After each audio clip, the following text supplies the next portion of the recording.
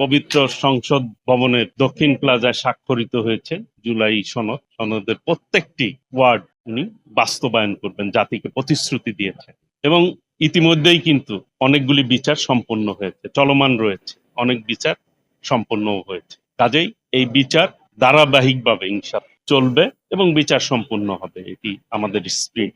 এবং এই বাংলাদেশকে বুকে ধারণ করে আমরা ঐক্যবদ্ধভাবে সকল ফ্যাসিবাদী শক্তির বিরুদ্ধে ঐক্যবদ্ধভাবে গণতান্ত্রিকগামী সকল শক্তি যারা গণতন্ত্রকে বুকে ধারণ করে, লালন করে, যে শহীদরা গণতন্ত্রের জন্য রক্ত দিয়েছেন, তাদের সেই রক্তের প্রতি আমরা শ্রদ্ধা জানাই।